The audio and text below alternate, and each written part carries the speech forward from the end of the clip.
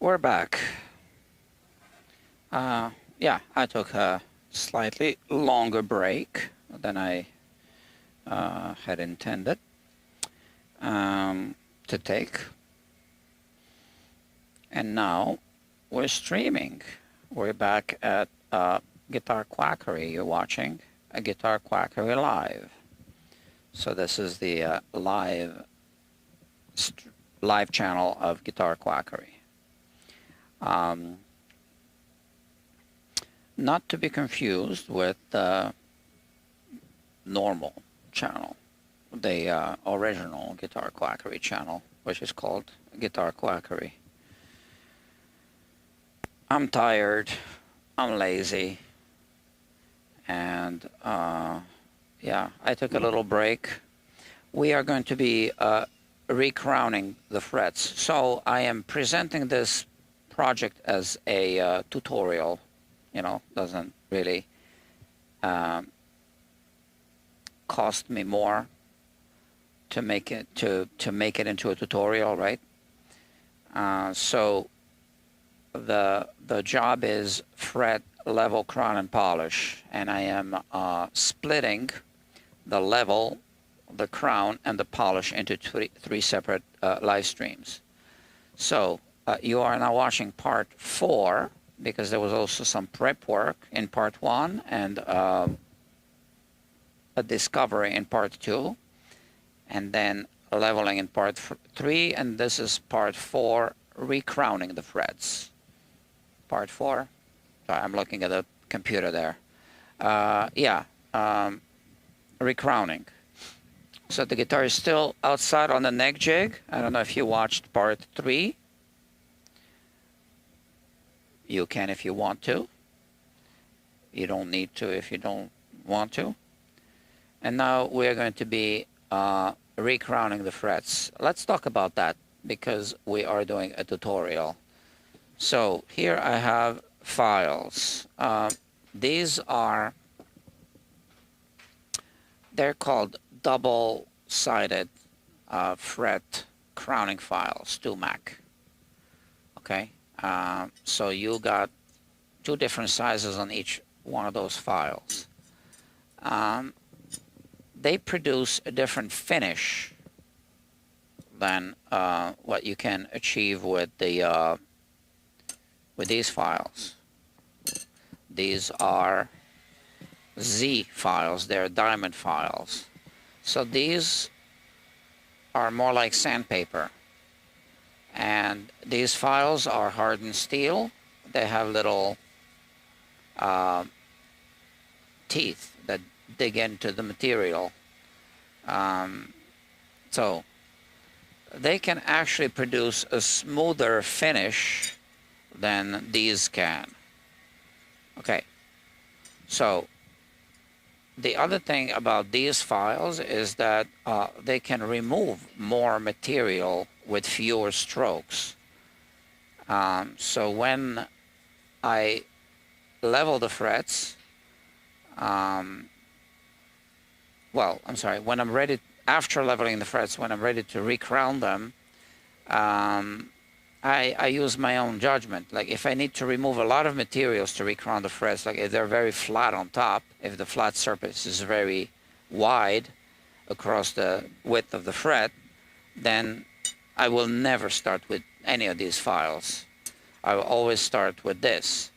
But if I had to remove just a little bit of material, I might just, you know, do a little touch with this file, with one of them. But I could also finish the entire job with this file. And that's what I'm going to do today. Because I've changed the way that I polish the frets. I've whatever. I stole the idea, that's what I meant to say, from Ken Parker. And I made some of these holders for sandpaper.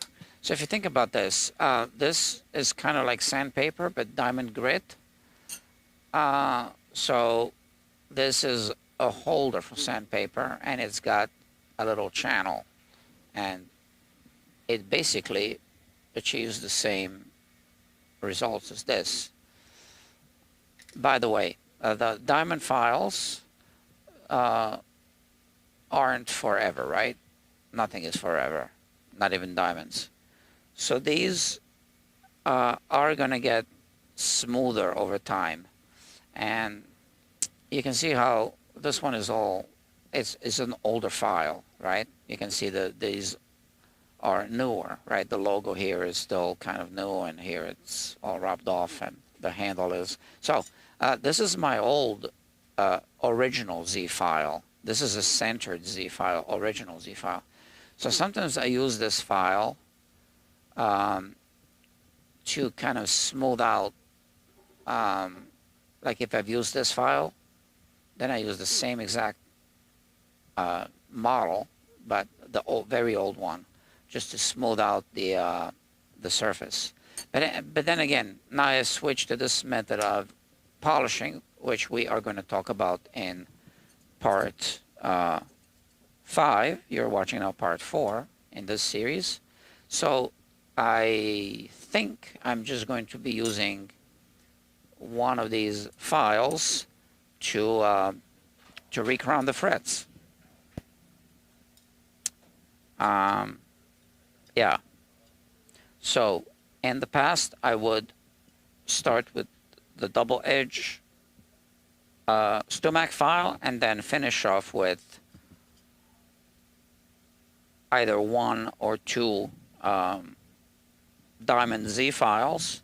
And now I will skip the Diamond Z file because I'm using this thing, which is kind of almost the same thing, if that makes sense. Okay, so you are watching a live stream. You are, in fact, watching a replay of a live stream because I don't have an audience. I see it here on the monitor. That's too bad.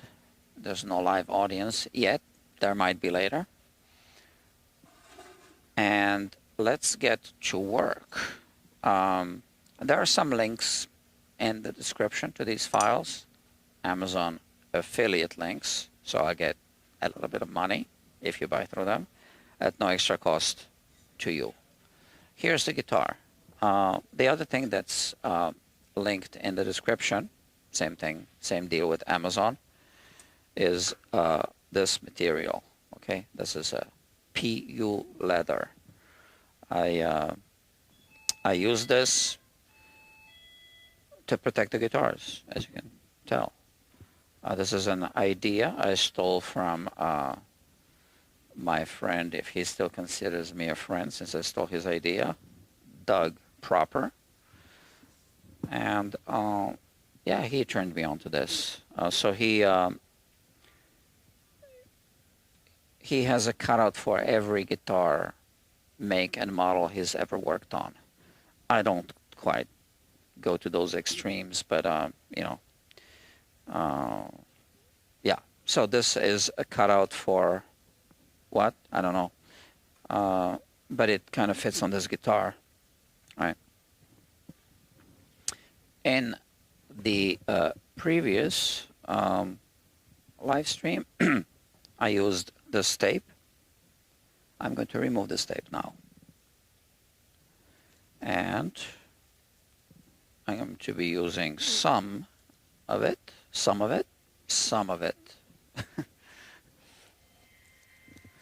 to hold this down, right? So here's the thing with tape. You don't want to leave it on the guitar for too long, even if it's a safe variety. It's just against my own best judgment, but you do what you want. Make sure you have good insurance. Oh, I have insurance. Yeah, maybe I should talk about that in one of the live streams, because I do want to do kind of like thematic, generic or whatever, like pick a theme and talk about something, kind of live stream while I'm at work. Yeah, and I've done it a little bit. Okay, that's that. So now we protect the guitar and let's get to work. So the insurance company that I use is called Anderson Musical Instrument Insurance. They're good, very friendly. What's the name of the owner? Is it Peter? I forgot. Obviously, Anderson, right? I think his name is Peter. Sounds like a nice person over the phone. I think it's probably a small company. I think one of the ladies that works there is Beverly, I believe. All nice people. And they specialize in instrument insurance, which is why the company is called Anderson Musical Instrument Insurance. Okay. So I need to determine which size file to use. Also, I could mark them off in red. I don't really feel that it's always necessary. This looks like the good size. So let's see.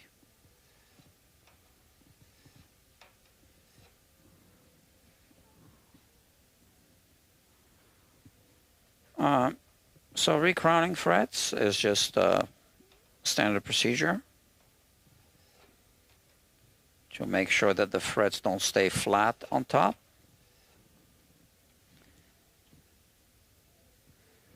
Hold on, I'm still deciding which size to use.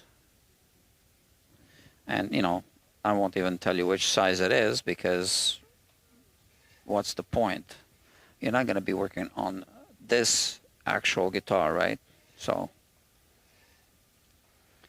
but yeah, there are two files that come in two different sizes. So I think I decided to use this size. And I still have the old one, 4491, I believe it says. It's a bit rubbed off. And I am using the biggest size on that one. But 4491, the 4491 medium wide, or now they call it wide and jumbo, I think, is different than the old one. So just so you know. So the one you would buy now through the affiliate link that I placed for you to conveniently click on is linking to a set of two files. But again, I have the old one, old version of 4491. Is it 91? This is 4490, so this must be 91, yeah.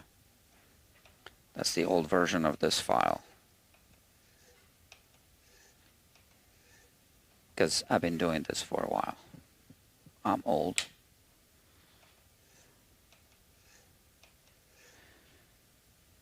So my previous project live streams are quite long. Well, many of them are. So in the previous level crown and polish live streams, I would do the leveling, crowning, and polishing in one live stream. And I guess that's okay. But this time I'm splitting it into three. That's okay too, just to mix it up a little bit. So if you don't use the red marker, you need to kind of move your head and catch the reflection of the light just to judge how much material you've removed from the fret.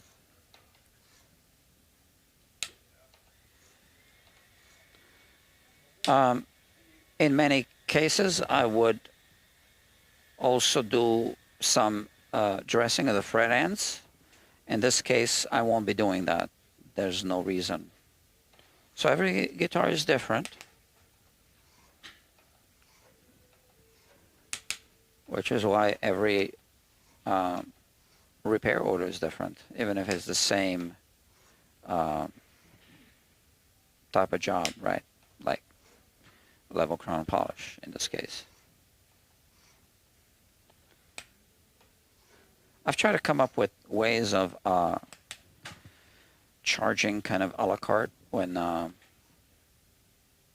I look at the guitar. You know, will I be taping off the fingerboard or not? Will I be also doing fret ends or not? One reason why I'm developing these live streams is so that I can offer the option to charge by the hour. So in the future, I think I'm going to be offering the option to charge by the hour quite frequently. But I'm still kind of practicing this live streaming business. So now I do offer it. I did take some jobs, some project guitars in, right? That are simply impossible to budget. So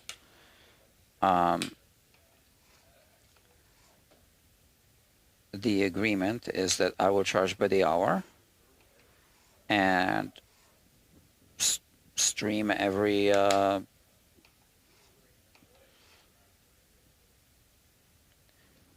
everything, right?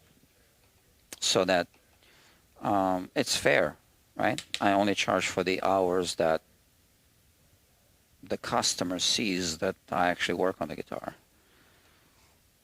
So full transparency and fair for everyone, right? And right now I'm analyzing my live streams. I am actually I actually have a spreadsheet which I won't show you, not because I don't trust you, it's just because I don't know who else is watching. But I have a spreadsheet.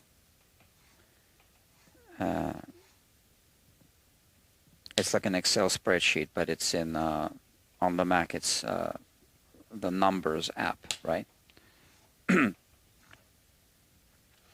So all of the live stream projects that appear on this channel are entered also on the spreadsheet with the time spent live streaming, which is a little bit off from actual time spent on the project, right? Because sometimes I also do some work between the live streams. So most projects are live streamed in parts, right? And sometimes I have to admit I do some extra work between the live streams, right? On that same guitar. But anyway, so let's say if I've worked so many minutes on a guitar and I look at my repair order POS system, that's point of sale, right? Where I have all the repair tickets, all the invoices and all. And I see how much I charged in labor, so excluding what I charged for the strings or parts. And then it spits out how much I earned per hour. And I have a number, which, you know, I don't need to disclose publicly, but if I don't make a certain number, right, monetary, by the hour, I'm actually losing money. So, in that case, if you think about it, yeah, because it costs to run a business, right? If you have a rent to pay, if you're sitting in your shop and not doing anything, you're paying rent. for that time, right? So you can't afford to just sit. It's not the same as working for someone else that pays you by the hour. Here, I need to pay for every hour I'm here, right? So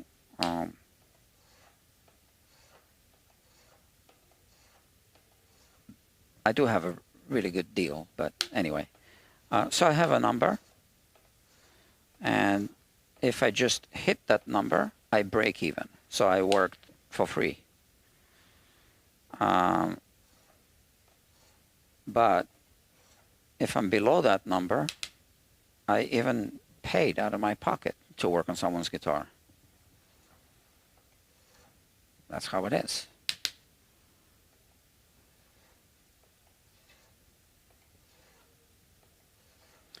If somebody brings me a guitar and I work for free, let's say I say, you know, I'll just do it for free. It's not free. It's costing me to be here, right? So I'm paying to work on that guitar. And this is why also I try to minimize the amount of time that I'm not actually doing the work. Because in any business, you will have time between the actual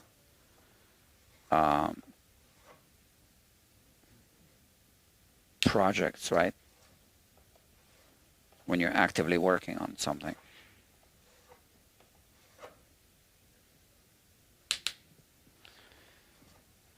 See, so now I want this to be a tutorial, and I'm talking about something else. But yeah, so I'm re-crowning the frets. As you can see, I'm pushing in one direction and then cleaning the file after a few strokes, because I don't want the particles. See, this was a high fret, a 13th fret. So it was visibly more flat on top than the two adjacent frets. So you got to clean the file, because otherwise the file is going to start feeling like a butter knife if it gets clogged up.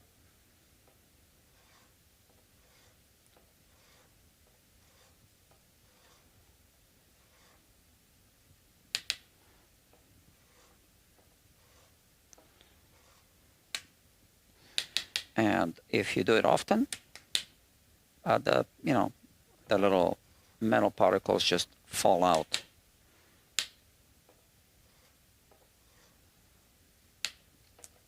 And if you neglect to do it, then they can get embedded deep between the teeth of the file. And then you need to use some kind of tool to dig them out. Because the file won't work if it's clogged up. You want the file to work smoothly, so it's gotta be sharp. Now these files, they last basically forever. So these are the hardened steel files, right? Because frets are pretty soft, so they will not damage these files for sure.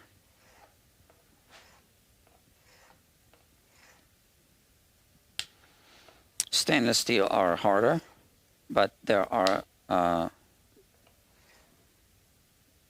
many alloys that are called stainless steel, right? Stainless steel is not just one type of alloy.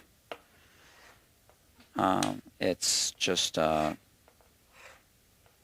family of alloys, of metal alloys. Some stainless steel you can't file at all. That just depends which type of stainless steel. The stainless steel that fret wire is made out of is relatively soft compared to some other types of stainless steel. Yeah.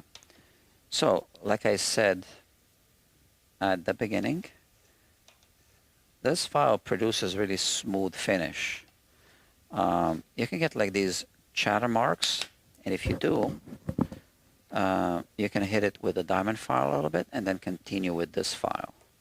Or you can also go from the other side, because these teeth are directional. They cut in this direction. And I think I'm good. All right? So we have this fret rocker, and I just double check.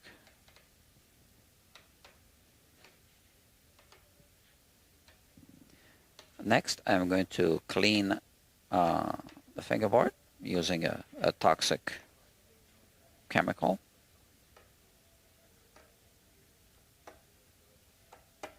Which I won't link to in the description, because I don't want to be responsible for anyone. Yeah.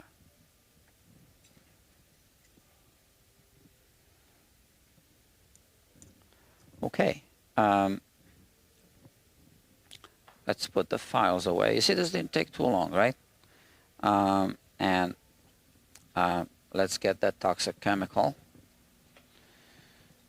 out, and then we are going to just clean the fingerboard, and I can remove, I can unstrap the guitar and bring it over here for the next job, which is going to be polishing. See, only 27 minutes into this live stream, I'm almost done. Yeah, so we'll keep this one short, and then I am going to do a separate live stream with a, for the polishing thing, right? The chemical is toxic. I think if you are a tech, you know what it is. It's the chemical that all the technicians use. But, sometimes kids are watching YouTube, obviously. And, it's just better to keep it, between us adults.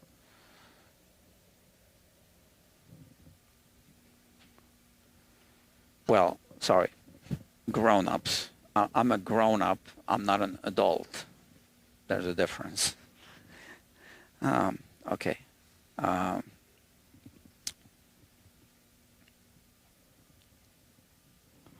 So, here you can see the back of it, but you don't see the label. But you know what it is. Okay, so, yeah, I was not aware of the fact how bad this is until a friend pointed this out to me.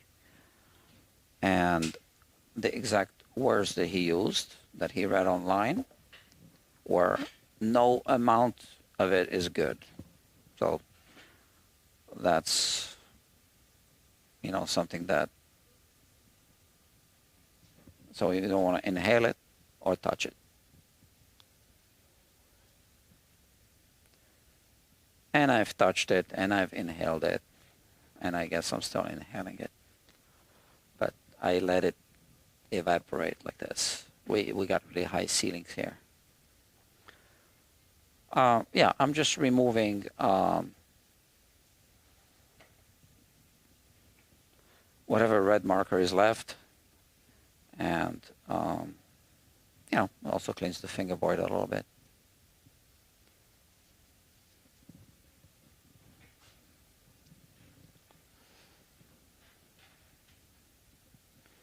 And here, let's switch to this camera.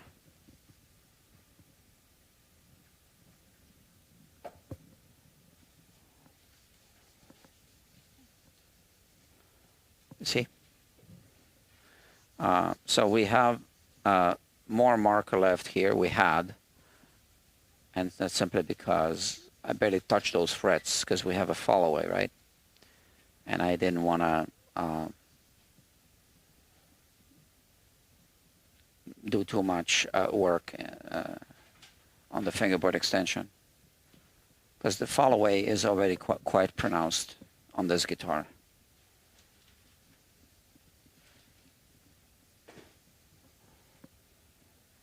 Not all acoustic guitars have a fall away. I don't like it when it's too pronounced. Okay. I think that looks ugly.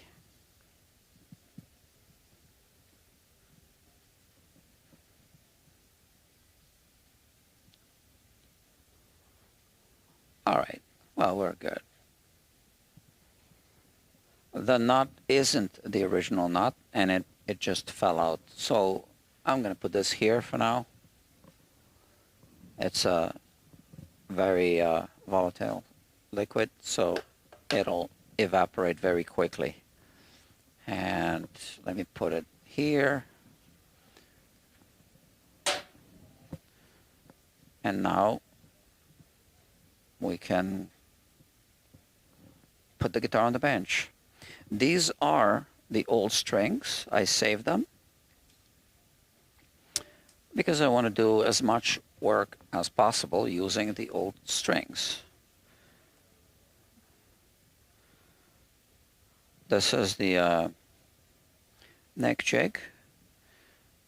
I'm sure that people who watch these videos know that this is a then early wine invention.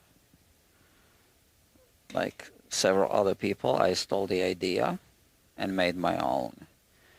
But it's slightly, there's a couple of details that are a bit different.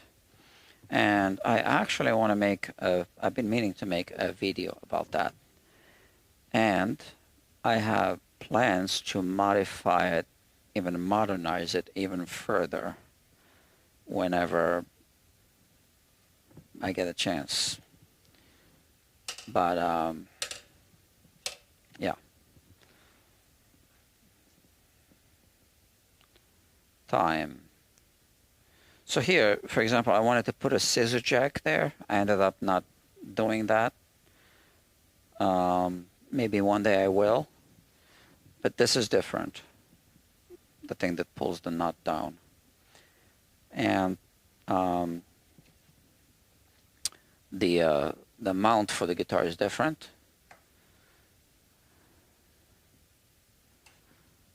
Gotta clean it. Okay. How should we do this?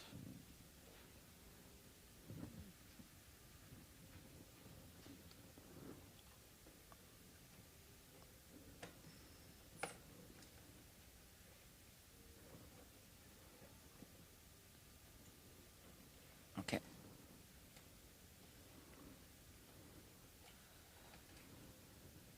These don't always work smoothly.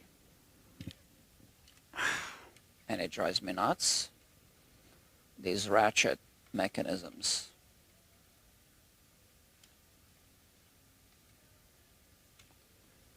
I'm supposed to be able to just pull it out.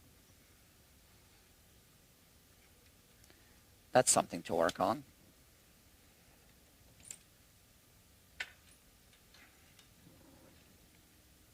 There you go. Okay.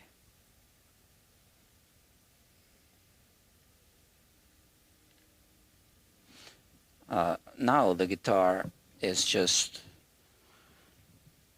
you know, sitting there. Nothing's holding it down. Gotta be careful. Here it is. I gotta be careful because the strings are hanging. And this is the guitar. Let's just put it on the bench.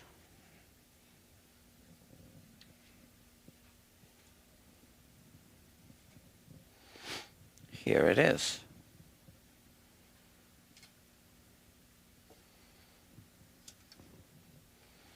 Okay, and my other camera is outside. That's the camera's usually here. Maybe I will buy another camera and permanently mount it on the outside. Yeah, one day I will. I got too many cameras as it is, but you know, you can never have too many cameras in this business.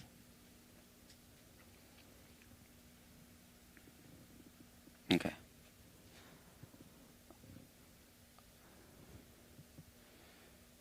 Okay, that's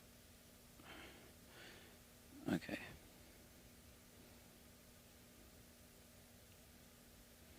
Okay, this is the guitar. You can see it. I can now remove this. And we discovered in the in part 2 of this series that there's something funky with the bridge. So that's actually a real concern. It can be fixed, and the owner, I texted the owner. So my first theory was that the bridge has been re-glued and maybe offset a little bit, and the technician who re-glued the bridge enlarged these holes. But that's not the case. So the owner of the guitar told me that the bridge is, you know, factory bridge, but you know that it's never been re-glued. But the guitar has a new nut, and I believe a new saddle. So that's a bone nut.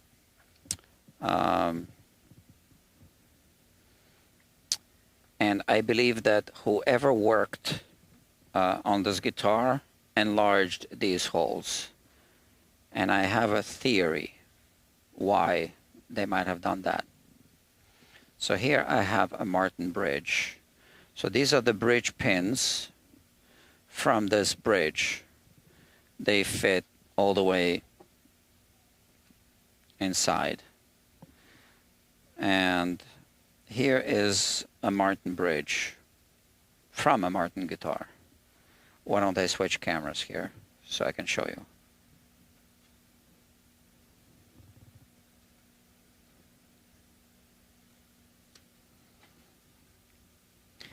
I'm going to put the camera here and point it at the bridge so we can look at this bridge and compare it to the other bridge. Here. All right, so these pins, you know, they are, you know, they fit all the way down, okay? In fact, they are kind of loose.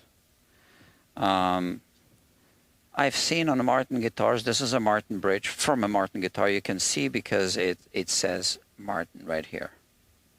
Okay, so this was a Martin guitar. I only put 5 pins into this bridge for this explanation, and that's because this hole is plugged, as you can see. I cannot put a pin there. But these pins came from here, and you can see that they fit all the way down. In fact, like I said, they're even loose. It's very easy to pull them out because they're completely loose. But when you put the same pin here, you can see that you cannot push it down all the way. So sometimes I noticed on Martin guitars, straight out of the factory, the pins kind of protrude like this, but not quite so much. Maybe if I use another pin, let's see, this one is from another guitar. You know, they kind of protrude like this. So I think that this guitar might have come out of the factory with these holes really tight and protruding pins. And I think that maybe the technician who worked on the nut decided to enlarge the holes to ensure that the pins sink in all the way down. But you need to use a tapered reamer to do that. And right now, my reamer is actually here, and this camera is here. Okay, the camera stand. But I think that he just used a straight drill bit and just drilled through, because these holes don't look tapered at all. They look like straight holes, straight through the bridge, straight through the soundboard, and straight to the bridge plate. So on the inside, those holes are too big, and as a result, the string ends, the ball ends of the strings, as you can see here, they are getting wedged inside of the tunnel, right? And you cannot pull the pins out easily. So this is why we see the big dimples here on these bridge pins. So that's my theory, what happened to this guitar. One thing I can tell you for sure is no one at the Martin factory drilled these with a straight drill bit. That's impossible. Unless they had a rogue employee that had some ideas. I don't know. I highly doubt it. So I will discuss this with the owner of this guitar. Obviously, that's not a great situation. But the good news is it can be repaired. And this is a sample bridge plate that I show, that I have to show to the customers for situations when a bridge plate needs to be repaired. Usually it's due to wear and tear, not to this kind of damage. Okay, that's that. Okay, so I've been streaming for 42 minutes and 41 seconds. Now I am going to end this live stream, take a really short break, and come back with more. We are going to polish the frets in the next live stream. So thank you for watching. If you liked what you saw in this live stream, just click the thumbs up. And if you didn't, like I always say, find another channel. There's plenty of them. That's it. I will see you shortly, maybe.